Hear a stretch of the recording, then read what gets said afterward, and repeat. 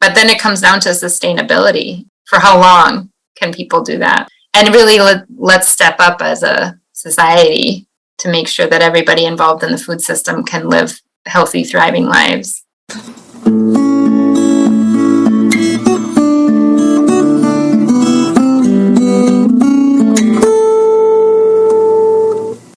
Welcome to the 282nd installment of Ear to the Ground, the Land Stewardship Project's podcast on family farming, regenerative agriculture, regional food systems, and local democracy. I'm Brian DeVore, editor of the Land Stewardship Letter. While taking a drive through Midwestern farm country during the growing season, one cannot help but be struck by the sense of abundance. Endless fields of green plants stretch to the horizon, awaiting a fall harvest aplenty. The trouble is, almost all of those plants are either corn or soybeans. And once they're harvested, there's a good chance they'll be shipped somewhere else, where they can be used as either livestock feed or as a basic ingredient in ethanol. Meanwhile, farm-town grocery stores carry fruit, vegetables, meat, dairy products, and bread shipped in from hundreds, maybe even thousands of miles away. Like two ships passing in the night, all those commodities are exported out of our rural communities, while food for people's tables are imported in. On top of that, many local grocery stores and restaurants have closed over the years, forcing residents to travel great distances to shop or to settle for unhealthy food items from the local gas station. The result is not only lack of healthy food options, but also a massive leaking of wealth out of rural America. In many areas, the majority of farm income results from federal commodity subsidies, rather than direct sale of what the soil produces. Ironically, rural America's massive agricultural productive capacity is leaving its residents impoverished from an economic as well as human health point of view. That's why the Land Stewardship Project is diving deep into figuring out how to help farming regions develop community-based systems that provide markets for locally produced, healthy food, thus creating profitable ways for farmers to manage the land in a regenerative manner. In recent months, LSP has been holding community listening sessions in Minnesota where farmers, small business owners, local government officials, and consumers have been sharing their insights about what is needed to create viable food systems in their regions. LSP staff members are taking that input and figuring out what policies, infrastructure, and resources are needed to develop food systems that support farmers, main streets, and good land stewardship. As part of this initiative, we're working with Ken Meter, one of the most experienced food systems analysts in the country, to compile data on the shortcomings of the current commodity-based, export-driven infrastructure and how creating local food webs could support a more sustainable system. I recently chatted with Amy Bacigalupo about this exciting work. Amy is co-director of LSP's Programs Department and is overseeing our Food Systems Initiative. She has an insider's view of our food and farm system. She helped develop LSP's Farm Beginnings course, which has launched hundreds of farming operations over the years, many of which are participating in local food markets. In addition, Amy raises organic apples on an orchard she co-owns near Montevideo in western Minnesota. Amy started our conversation by describing LSP's history with food systems initiatives and why this work is so key to the development of regenerative farming systems that support rural economies. We do have a history of doing really good food systems work. I mean, a lot of it very community-based, some of it urban, some of it rural. Within the last 5 years, an important part of the work this has come out of listening and organizing with members, is to change policy. Because I think, our members are very clear that policy is really dictating right now how a lot of the funds are being used and whether they're being used to create the infrastructure, especially in urban and rural communities, that allow, a small to mid-sized farmer or a urban farm to participate in the food system, to, access markets, grow their business, do all the things that I know of need to happen from a beginning farmer perspective, access land. So I see our work in the last 5 years as predominantly focusing on policy initiatives. And one of the major ones was some really good organizing that led to the funding at MDA for the Farm to School program. And that, I know this in this last legislative session, there was an increase in that funding as well. And so, really understanding that some of the work that's needed is about institutions changing and that we have the power to change those institutions. and wielding that power. I would say, I know from the beginning farmer perspective, more recently, markets have become a more important barrier for farmers. We've been successful in getting more farmers out there, but like actually helping them access markets that build a viable business, has come up again and again and again in our organizing with beginning farmers. So we did some work on hosting a panel on innovative approaches to marketing. But one of the things that, as I stepped into doing this work with food systems, community-based food systems, is that I don't want to put more work on the farmer at this point. I think the farmers have enough to do. And so I want to work on infrastructure. And by that, I mean, it could be like a new butcher in town or a processing facility. But I also mean like people in communities who can work on fostering the relationships and the connections that are needed for farmers to more easily access these markets, and consumers also to be able to buy local foods. Yeah, and in the last 2 years, 2+ years, the 10,000 pound gorilla in the room has been the pandemic. And I wonder if that's affected a little bit the approach. I mean, the big narrative around that is, well, this shows just how fragile the food system is. But I guess that presents challenges as well as maybe some opportunities for this kind of community-based food work or regional food work. Our approach within LSP, that what we're seeing emerging a lot of, as you said, as a response to these crises that are happening. And it's not just the pandemic. Now we have, shortages in grains because of the war in Ukraine. And we also have climate change. So like all of these crises compounding have helped people get more clear about wanting to have a say over their food systems. And in a community like West Central Minnesota or Southeast Minnesota, that's where food is growing. So it becomes really, there's a lot of energy, I think, and our approach is really helping our communities that we're working in take more control over the food system, the food that's being grown around them, and bringing that into, schools, buying clubs, food shelves, restaurants. And so that's our approach. And it's really, there were several examples of when the pandemic hit of this kind of mutual aid response. And I think it's really growing out of that. It's not just like we want to feed ourselves with the food that's around us. And because we care about each other and we care about the land, and the, way food is produced has a direct impact on the land and therefore all of us and the water. But we also want to be in relationship with each other around the food. So it's this understanding that a food system is really, it's not like this mathematical problem that we can just model and solve by like optimizing and centralizing and like how we want to solve a lot of our problems. It's a vast and complex network of cause and effect relationships driven by human actions and interactions, and our relationship with the land. And so it's really an understanding that that's where we want to start the work, because LSP's strength is like community building, network building, helping people be in relationship with each other, their food, and the land. So that's kind of the heart of our approach. And we have a lot to learn, I would say, in like I think LSP, I specifically think this is a great approach because I think we know we have a track record of doing that in so many different ways, building out a network for beginning farmers to get connected to mentors and, the soil health work that's happening. Like we're building strengthening these networks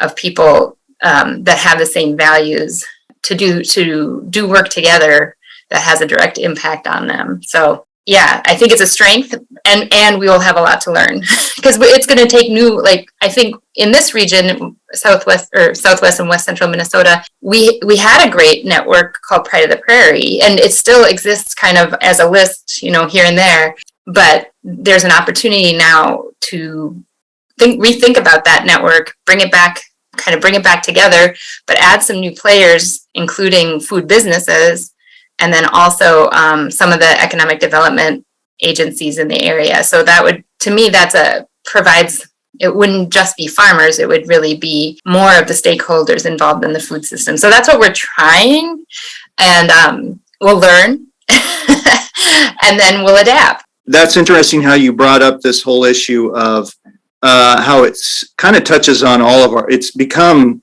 especially in recent years, it's touched on all our work. I see kind of the food system affecting, for example, our soil health work, in that farmers are saying, well, if I'm building soil health, is there a way I can get paid through the marketplace or rewarded through the marketplace for building that soil health? And now we're seeing some new research connecting healthier soil with more nutrient dense foods. I'm seeing it in farm beginnings, because these beginning farmers, they want to access a marketplace, maybe for some of these practices, these innovative practices they're using. Obviously has connections to policy, both federal, state, even local policy. So it really does connect with all of our work more and more. And I think the pandemic made that clear, but just over the years, it's kind of become that way, it seems. Yeah, and in Southeast Minnesota, so currently, we're really still in the early phases of this work, I would say. We're like a lot of the organizing, like we've done quite a bit, but there's more to do. And especially just we have staff in Western Minnesota right now, so we're a little further along than we are in Southeast. But in Southeast, what has already been brought up by Alex and the soil health team is this group of grazers that are already organized into a committee that's focused on expanding markets. And so hopefully this next year, I hope to be able to meet with them several times and explore like what's LSP, how can LSP support their efforts to answer those questions for themselves, and then how can we leverage additional resources to help that group. I mean, they have the answers, right? They know what's going to work for them. And so LSP has the relationships with that group. And so how can we support them to find some of the solutions that are going to be effective? And again, like that's an incredible impact on land if those grazers can be on soil health, but like largely like just a more perennialized landscape is going to have huge important impacts. And then just having that quality of food in the community available in schools, at restaurants, at the farmers market. So, but also I think one of the things that, again, they're probably running into is that if they each individually do all of the steps of that marketing, it's overwhelming for them. So what are the pieces that could be something that they collaborate around that make it easier for the farmer to be able to access those local markets? So we have this huge system set up for commodity produced foods that makes it real easy, but we need to figure out the pieces that need to be invested in. And sometimes that's going to be like a group of people. And sometimes it's a processing facility or an aggregation element within the community. Well, and speaking of community, so one of the things you've been doing is having these listening sessions. And I know you have some others that are planned, but you've had a couple already. I was wondering if you could share what you've learned so far from these listening sessions. What are some of the ideas and some of the issues that they're bringing up? What we're hearing so far is that people really share our understanding of the food system being created by people for people, and that they want to reclaim their role in making decisions about how their food is produced and have say over the social and cultural impacts of that decision. So we're hearing a lot of desire to like work together collaboratively to take back some of that decision making that is currently feels like it's part of the big food system. And that's both in response to, as I said, just like seeing an opportunity. So knowing that if we can sell more food locally, that money stays locally. And it's also about ethics and values around the practices being used and wanting to have a say over that. I think it is also in response to the concerns of like seeing a very fragile food system and having been impacted through the pandemic, but also now other food shortages. So we're hearing all of those things. There's definitely a desire, a sense that like the current food system that we have is extractive, and like wanting that decision-making power over foods so that we have more say over the value that it has. We can retain that for our communities. We're also definitely hearing like people's major struggles with finding processing especially for livestock.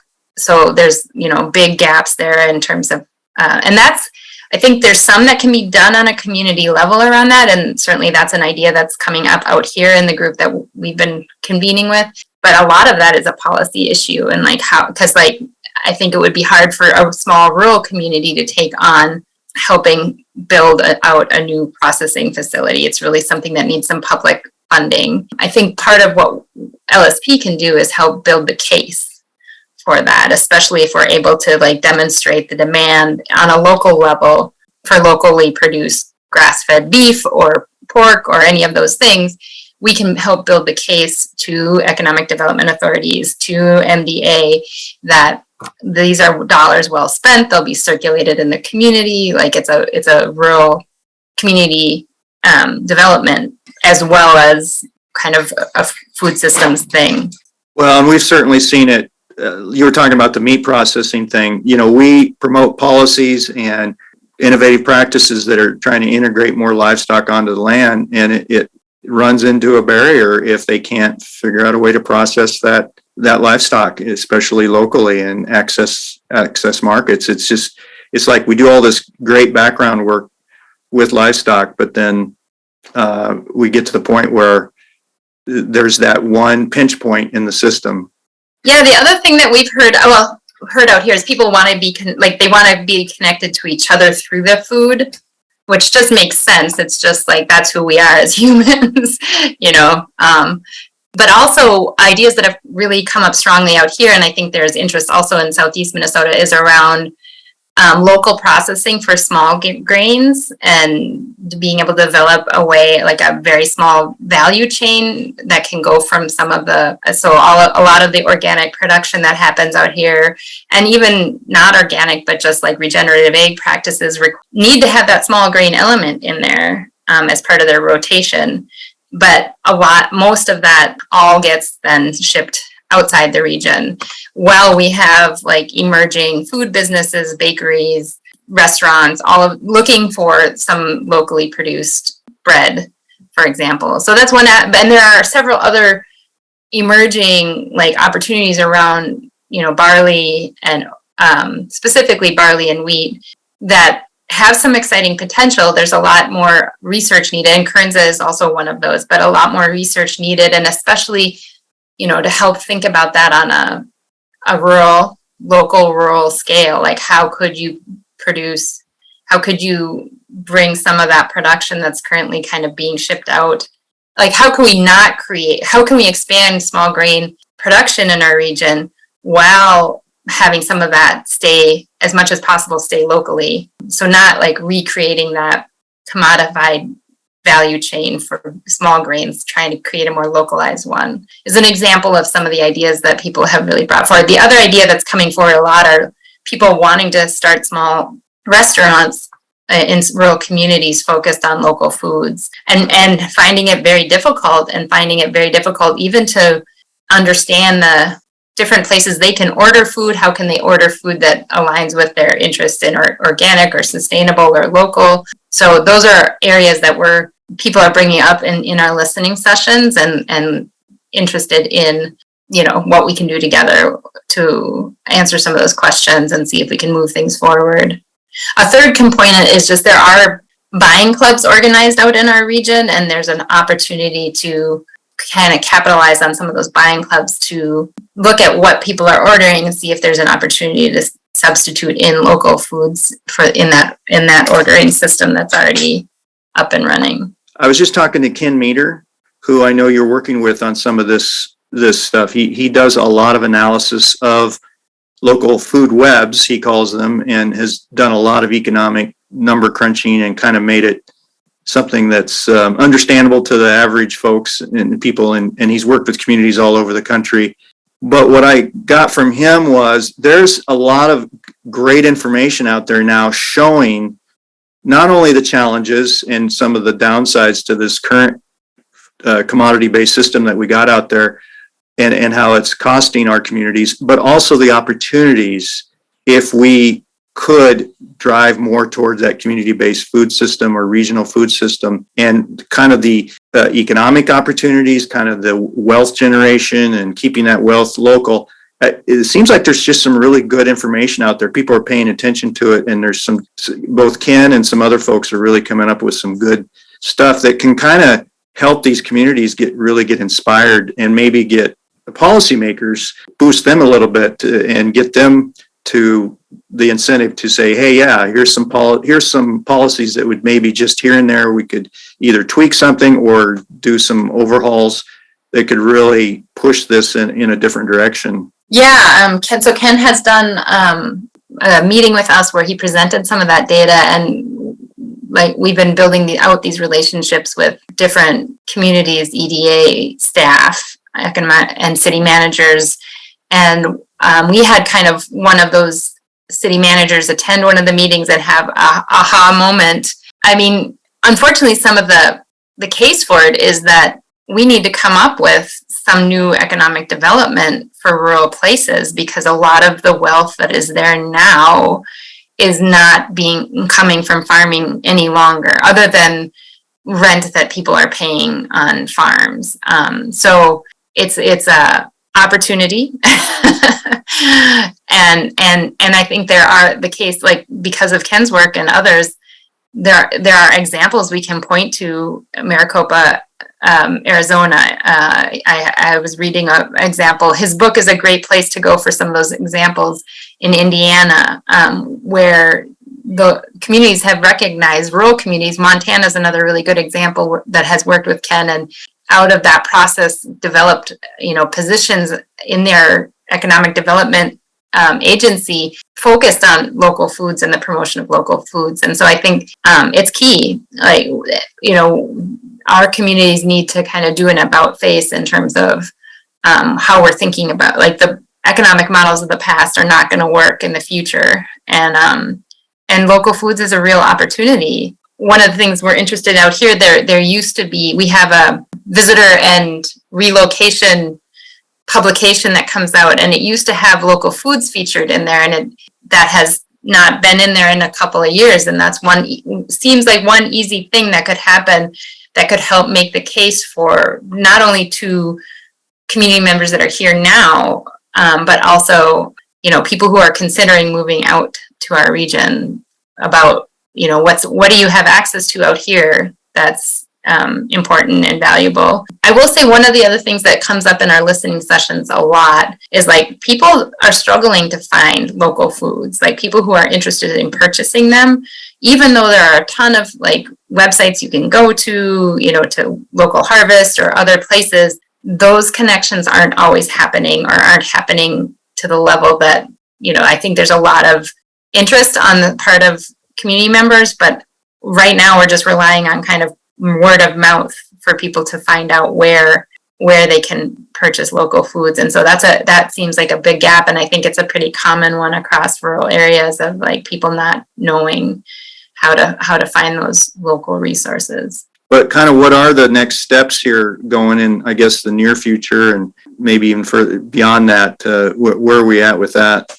Like I said, because we have some staff already working on this in Western Minnesota, we're a little bit further along, and we're really wanting to pilot a project that we are going to be working with a graduate student from the Center for Urban and Regional Affairs to study the network out here and look for, like, both kind of like get it documented, but then understand the relationships between people in the net. And when I say network, I mean kind of like this idea of the community food web, and then identify strengths and identify gaps and start to do some planning around how to address those gaps and along some smaller value chains. And so some of the things that I mentioned already, we think we'll be doing some planning around like how to build out some potential for value, like localized value chain for small grains. We'll be working with the buying club to expand the members of the buying club, but also like the access to local foods through that buying club.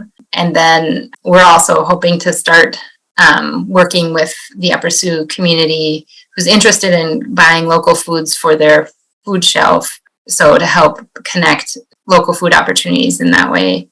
In the Driftless region, we need to be more engaged, or have those listening sessions. And then also I'd like to move forward with supporting the group of grazers that are already organized and wanting to move forward with some level of collaborative marketing. I think we're thinking of this work that we're doing with a graduate student as a pilot, and to see what we learn through that process, whether it's a valuable process to do that kind of research early on in our investment in a community-based approach. If it's helpful, we think it might be something we'd like to try maybe in the Driftless region as well. Are you, through either the listening sessions or some of the other research you're doing around this and some of the work in the community, are you finding that like local officials and some local folks are a little bit surprised at just how much wealth is leaving their community under the current food system? I think that's something,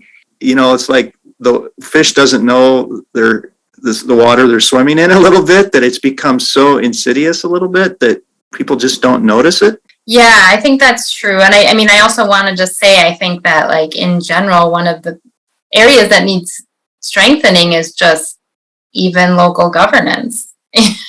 So I think that there can be quite a bit of turnover in some of these positions at that local economic development authority or even city planning and management. And that just makes it hard to kind of get the bigger picture. And so I think it's really important, the work that we do really work on helping whoever is in that position really get grounded in the community and understand some of the things that have been trends that have been happening over a long time that are harder to see if you just kind of are new to a place. And then I think on the other side, if somebody has been here for a long time, they may not be it's kind of like they've already constructed their understanding of how things are. So like changing that, like we need something like Ken showing data to help really make it clear, like we need to change dramatically what we're doing, and we have such a rich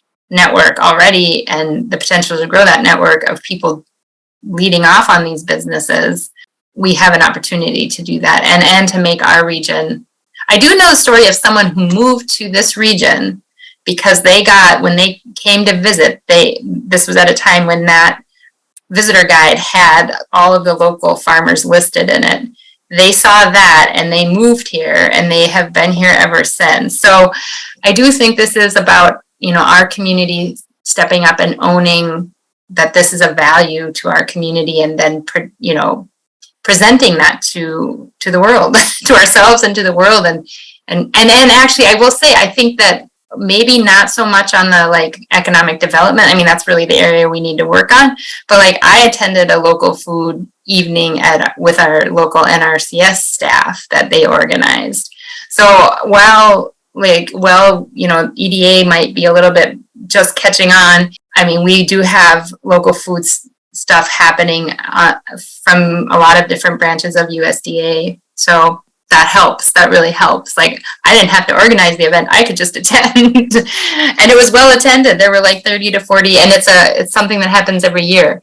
So like that's, great. That's a great manifestation of the fact that this work has been going on for a long time, so much so that we've got state and federal agencies promoting it.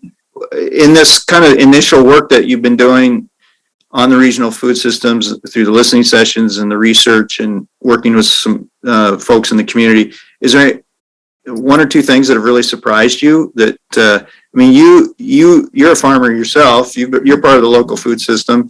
You also have been very involved with Farm Beginnings over the years, and so you've worked with a lot of farmers who are part of the local direct-to-consumer markets, that kind of thing. But I was wondering if there's anything that's kind of surprised you about that you didn't realize maybe is going on, or challenges or opportunities or whatever related to all this. This has been just very exciting, I would say.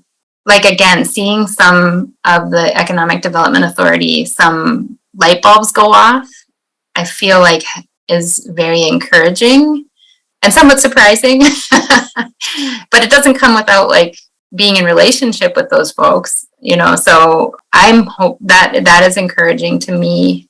I'm also impressed with how much food producers, like how committed farmers and like food business owners are to getting local foods.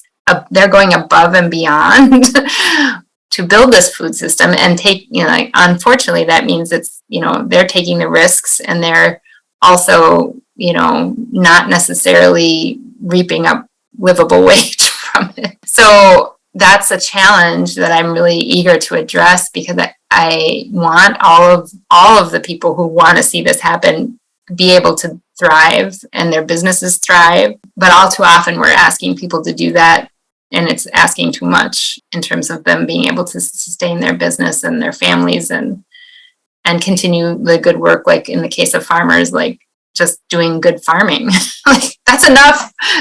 Our communities should be like, that's good, you've done it. You don't also have to market and process. And I know some farms want to do that. I've just seen in my history, like, that is the piece that becomes too much over time and takes a toll. And that's hard on people's lives. That's not so surprising, but it is amazing, and to me, that people struggle at a cost to themselves to make this change possible. That's what keeps me wanting to do this work and make it not such a struggle for people.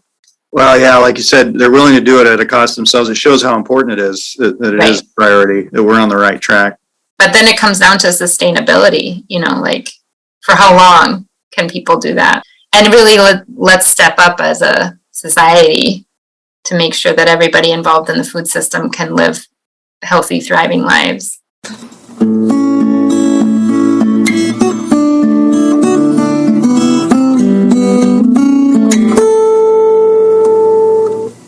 For more on the Land Stewardship Project's community-based food work, see the podcast page for Ear to the Ground episode number 282 at landstewardshipproject.org. If you have comments or suggestions about this podcast, contact Brian DeVore at bdevore@landstewardshipproject.org, or you can call 612-816-9342. By the way, it helps us greatly if you can give Ear to the Ground a rating on iTunes, Stitcher, Spotify, or whatever podcast platform you utilize. Thanks to Laura Borgendale, a Western Minnesota musician, for Ear to the Ground's theme music. And a special thank you to all of Land Stewardship Project's members who make initiatives such as this podcast possible. If you're not a member, visit landstewardshipproject.org to learn how you can support LSP. Thanks for listening.